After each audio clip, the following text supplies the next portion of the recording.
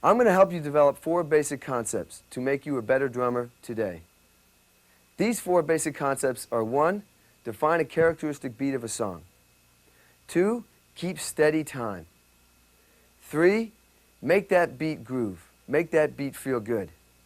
And finally, 4, be creative with that beat. Besides showing you these 4 concepts, I'm going to give you an exercise so that you can practice these 4 concepts and hopefully prepare yourself when you get into any musical situation. I'm going to give you hand and foot exercises that you can play along with me to help develop your strength, your power, and speed and control on the drum set.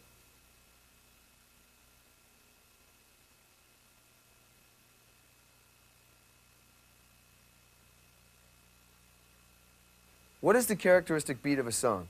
The characteristic beat is the beat you choose to play in a song. It is one of the 2 main ingredients that help make a song sound unique. The other is the melody. The beat is the soul, the spirit. It's the foundation of a song. I'm going to play 6 different beats that I recorded on John Cougar Mellencamp Records. The first beat I'm going to play is from a song called Hurt So Good. The thing that's unique about this song is that I really didn't play anything that complicated. It was just that I played it steady and solid. And the thing that came through was my spirit and my soul. Each one of you has a unique personality, and that's why you don't really have to play something complicated to make your point, to be unique. Just be yourself and play a simple beat, and you will be unique. Hurt So Good.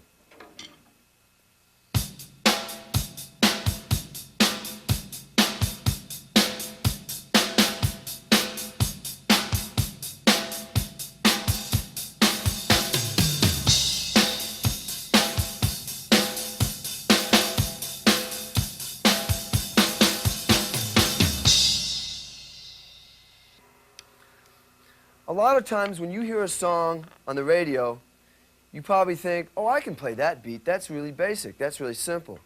But what you don't probably realize is that the beat you're hearing on that song is the end result of possibly hours, days, weeks, and months of working on that music. So, for example, in a song called Jack and Diane, I played this very basic beat when we started rehearsing.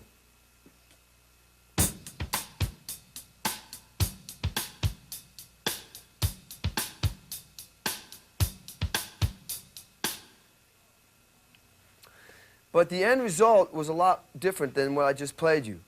We tried many, many different things, and this is what we eventually came up with.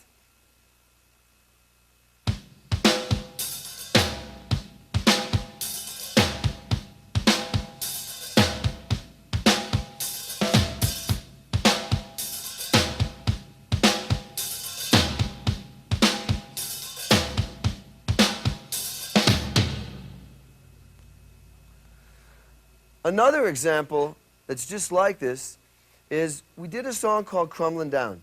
And I first played a beat something like this.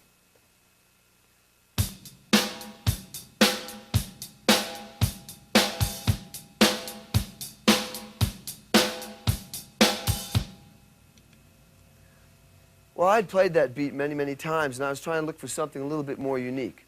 So I got inspired by the guitar part that John was playing on the acoustic guitar. And instead of playing the 8th note figure that I usually play on the hi-hat, I put it in my right foot. So it went something like this.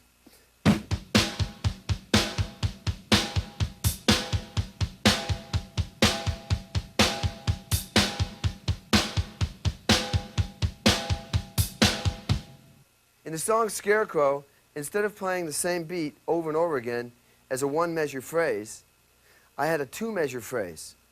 The first measure went something like this.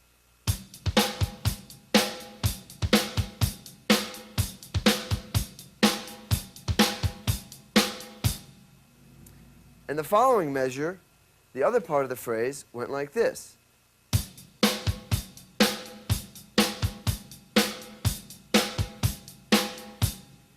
And so together, it went like this. Rain on the scarecrow.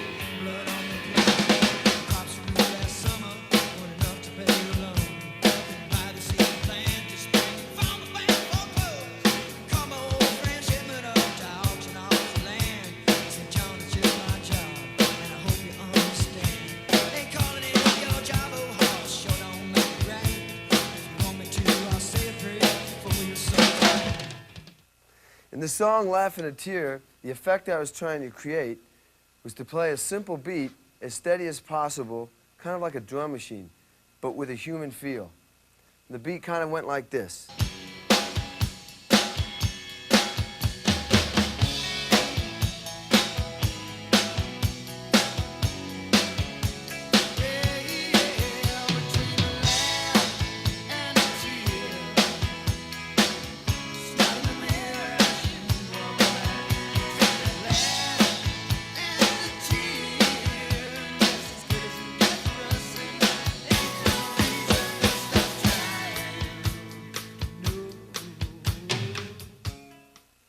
When I make records, I always try to come up with a beat that's unique for that song to help make the song sound unique.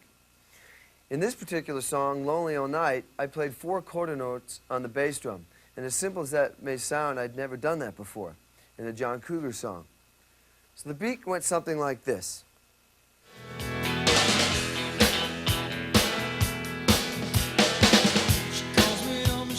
So basically, to sum it all up, I want you, when you're practicing or playing a song or sitting in with somebody or recording, to first identify what the characteristic beat of that song is.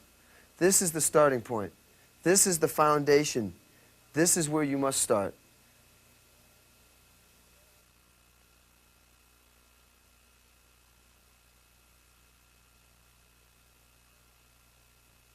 Once you establish the beat, I want you to focus on keeping solid time.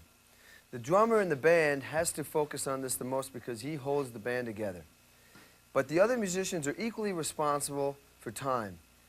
You can't force 5 musicians to play together if they don't want to play in time. Now, what I do to practice my time is I work with a drum machine and a metronome. I want you to do the same. Spend some time playing with a drum machine or metronome and make sure that you play all your tempos steady. This will be an exercise and it will show you where you speed up and slow down. I'm going to play a drum machine and listen to them through my headphones.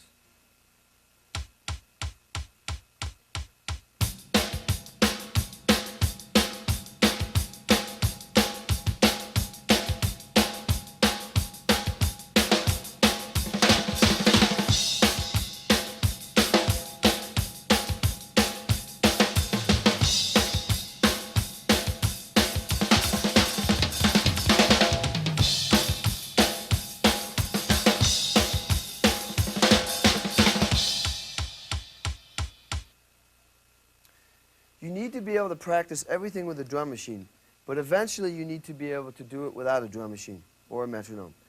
These things can become crutches. For 2 years I practiced with a drum machine and worked on my time, and it became very steady. But whenever I played without a drum machine, I felt helpless. So I want you to practice without a drum machine. I want you to be your own drum machine. I want you to hear that click in your head.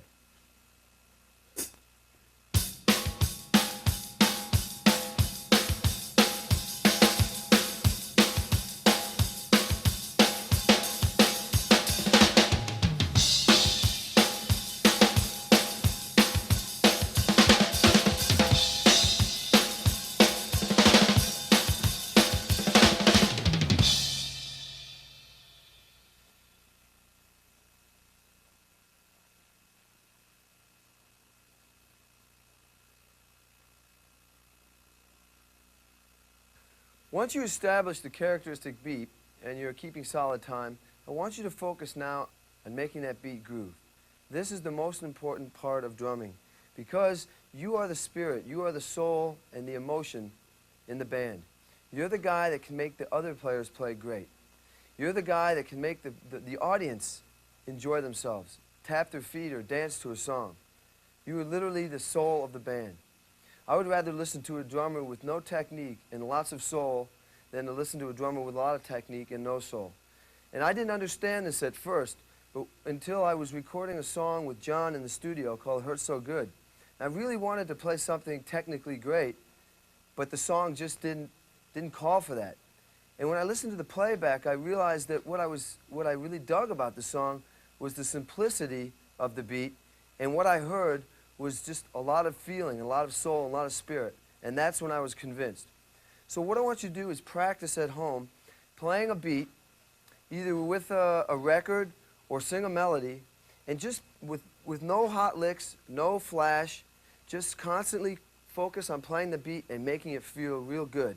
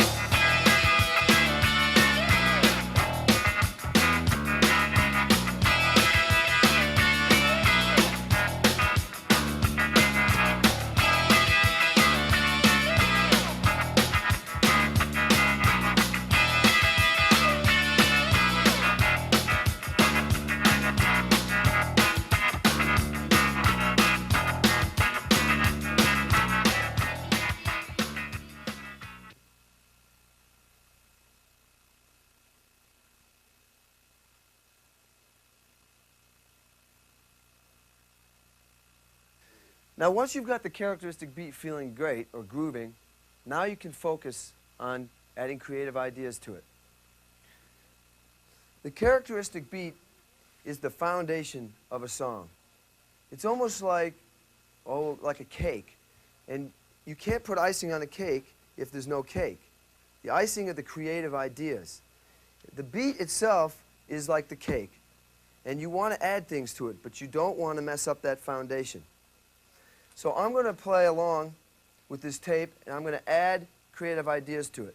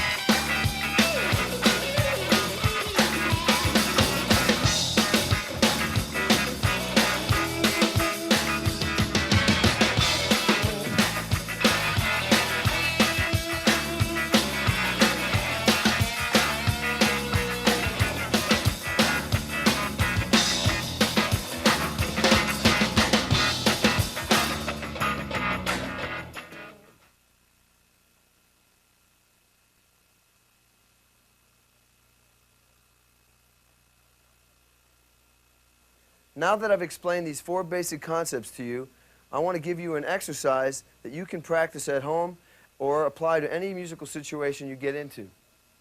What I want you to do first is establish the basic characteristic beat. Pick any beat that you want, and I'll use this as an example. Once you establish this, I want you now to focus on time. You can play with a metronome or a drum machine or just sing a melody in your head and just focus on keeping it steady. Once this is locked in, I want you to now concentrate on making it groove. Just keep playing this beat over and over again until you feel real solid and real confident, and that it feels real good. Now, what you do is start being creative with the beat, but only until these first three things are laid down solid. So the way we practice being creative with a beat is we'll start by concentrating on just the hi-hat. Keep the snare drum and the bass drum solid and try different ideas on the hi-hat. For example,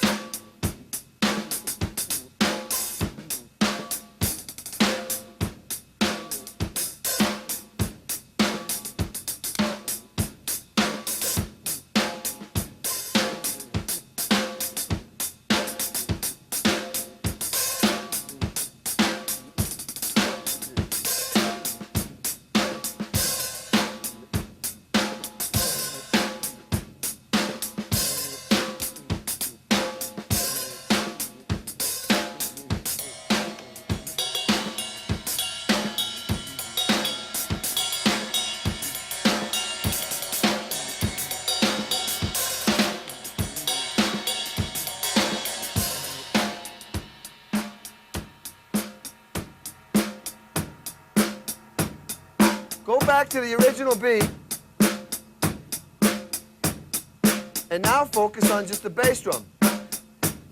You can spend as long as you want on each one of these areas, but for now I'm just going to give you an example.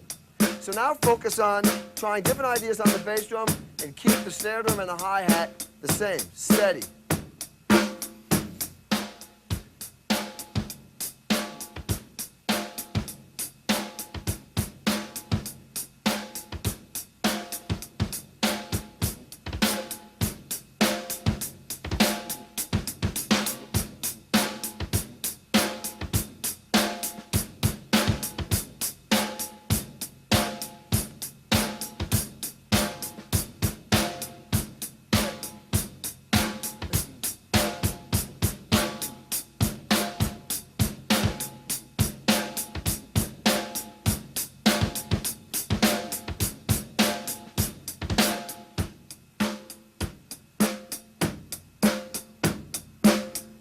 Now we'll focus on just the snare drum and keep the bass drum and the hi-hat steady.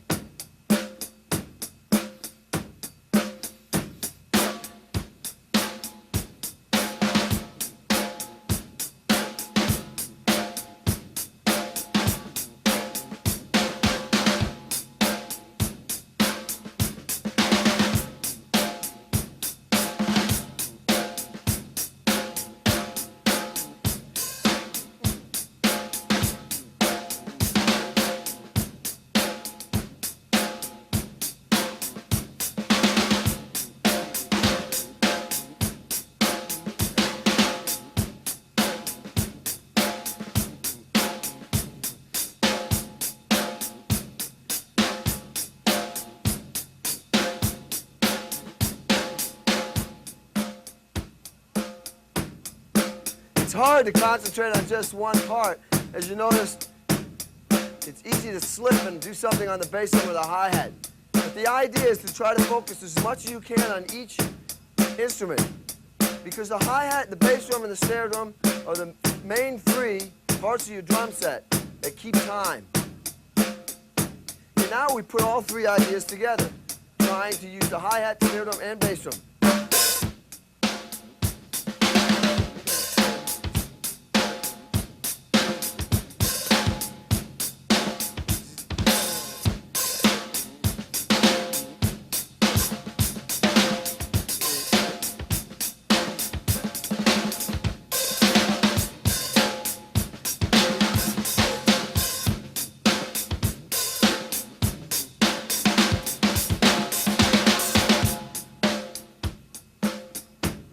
You can finally get into adding fills, but only until you've established some sort of foundation on the hi-hat, snare drum, and bass drum. The fills are useless if you can't keep solid time with the beat and be creative with it. If you just try to do fancy licks and fills, that won't get you a job. But being able to take a beat and keep it solid and make it groove and add a few creative ideas to it, it'll work forever.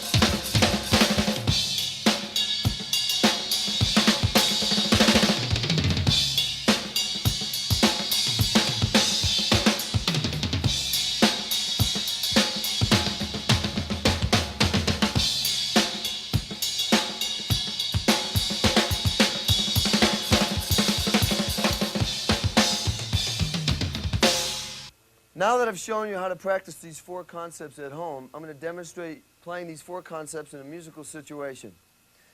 On keyboards, I'm going to have John Casella and Sandy Williams on guitar accompany me.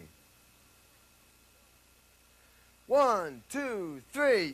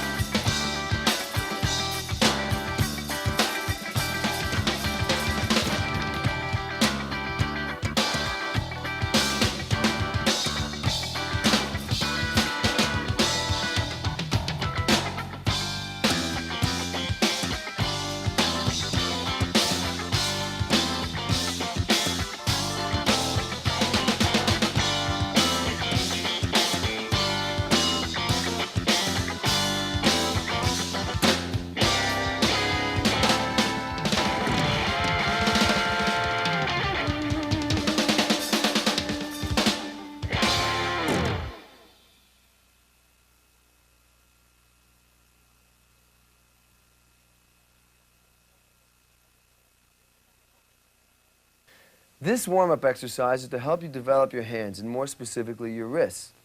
When I practice, I try to accomplish as much as possible in a short period of time. The 13 sticking patterns that you see in the printed material that comes with the video is based on George Lawrence Stone's stick control book. Along with these sticking patterns, I have 6 foot patterns to play with the sticking patterns. When you play the drums, you use your 4 limbs anyway, so I try to practice with my 4 limbs all the time. When you practice these hand exercises, I want you to use just your wrists. I want you to tuck your fingers under your hand and to have it touch the palm like this. And when you play, just use your wrist. This is to help develop the wrist specifically. But don't grip the stick hard or you'll hurt yourself. Just hold the stick as loosely as possible, but still leave your fingers on your hand. The wrist is the most important part of hand development. This is where you get your power, your speed, and your control. The fingers are important when you play, but they add more finesse to your playing, and they help you with rebound. The arms will give you power, but you still have the control and really more power with your wrist. The wrist is the focal point. So I want you to practice once again with using just your wrist, like this. Also, I want you to play with your heels down on the pedals. I want you to keep your heels down because the same thing applies to your ankle. There are ligaments and muscles in your ankle that you need to develop. And when you keep your heel up, these muscles and ligaments are squished up. They aren't being exercised and extended like this. When you play with your heels down, you end up stretching these ligaments and these muscles in here. This is something that I have found very valuable. When I play rock and roll, I always play with my heels up.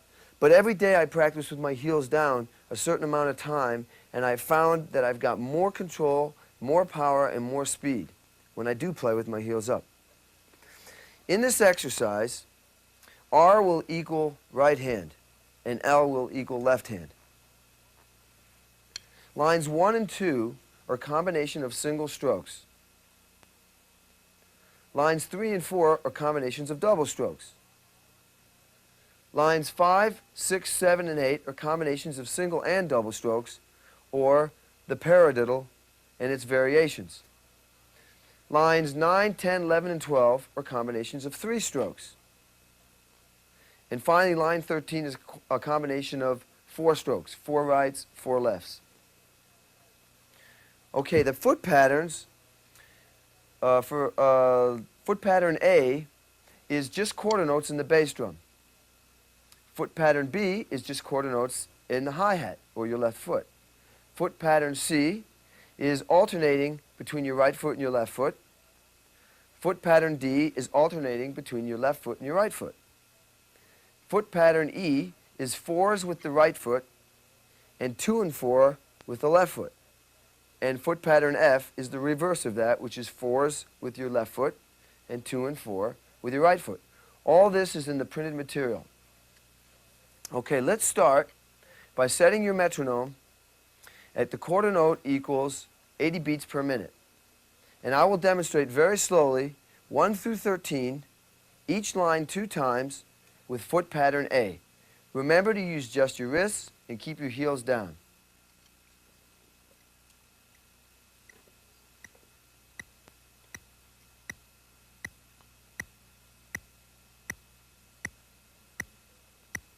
Okay, I'll begin by counting off for you. Play along with me. 1, 2, 3, 4.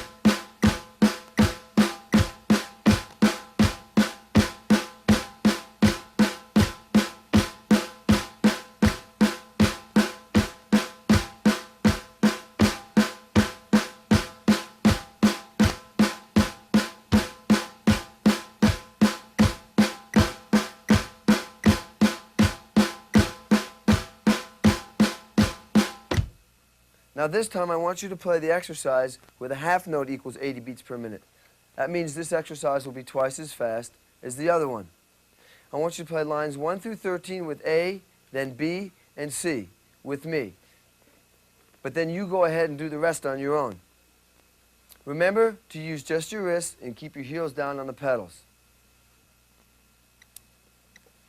I'm going to count off 2 measures and then we'll begin. 1, 2, 3, 4, 1, 2, ready, play.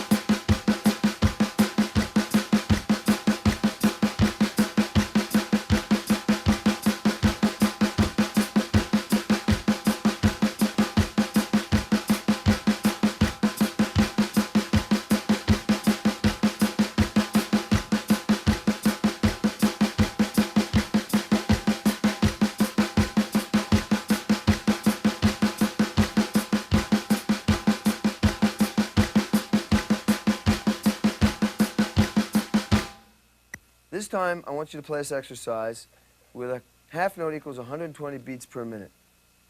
I want you to play each line 2 times with pattern A, B, C, D, E, and F. Remember to use just your wrists and keep your heels down. I'll count off 2 measures. 1, 2, 3, 4, 1, 2, ready, play.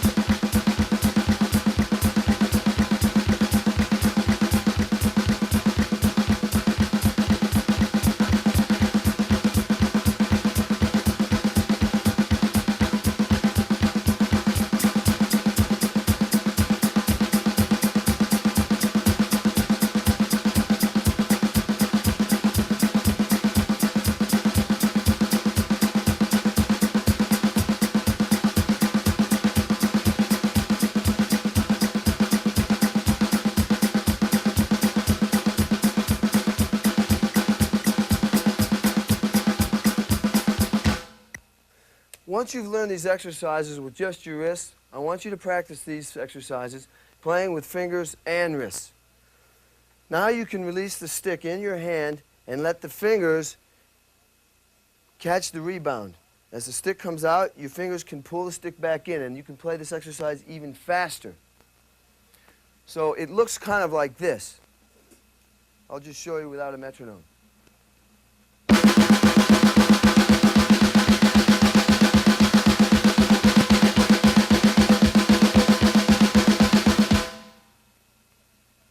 See, with this exercise now, using your fingers, you can learn to play this exercise even faster than I was playing before. Let me demonstrate this for a little bit with pattern A.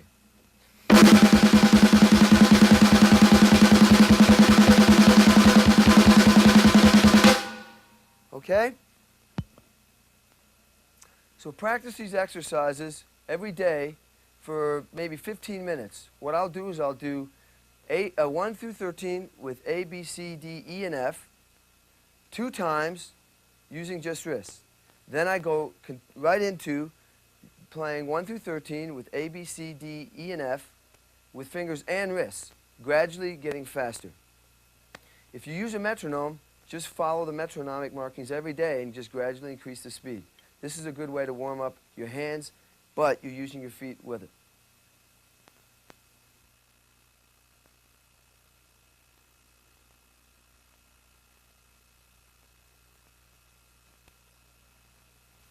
This exercise is to help develop your feet.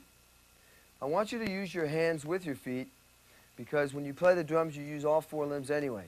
So this exercise focuses on the feet, but we use our hands to accompany. We'll use the same 13 patterns that we used for the hands. Now you play those patterns in your feet. There'll be 3 accompanying patterns with your hands, and they go something like this. Pattern A.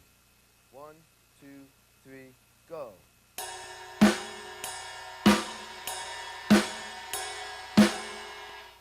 Pattern B goes something like this. 1, 2, ready, play.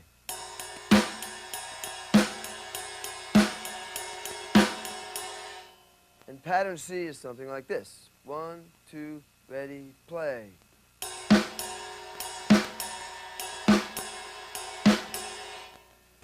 Now I'm going to play this exercise with the quarter note equals 120 beats per minute.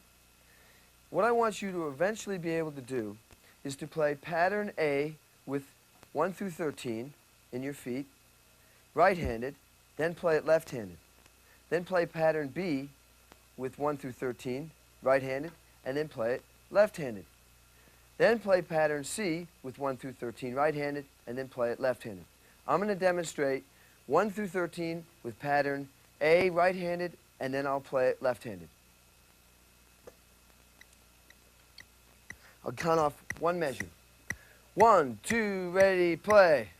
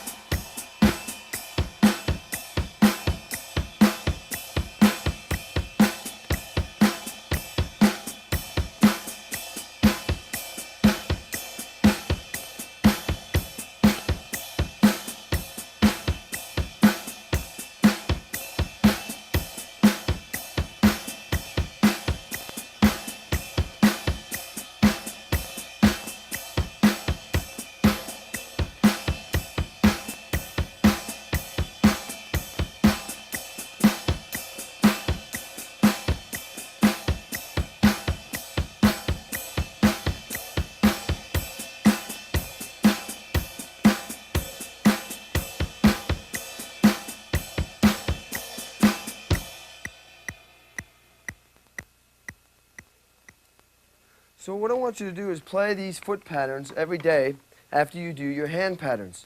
And between playing your hand patterns and your foot patterns and using all four limbs, you should be able to give yourself a pretty good workout. I do this every day, and then I continue on to playing more involved things. And besides that, I definitely work on my groove every day. I work on those four concepts: laying down a beat, keeping steady time, making it feel great, and then being creative with the beat.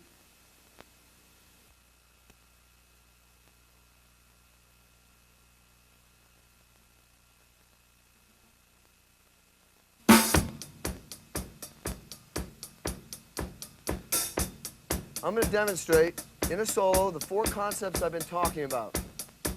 Define a characteristic beat of a song, keep solid time, make that beat groove, and be creative with that beat.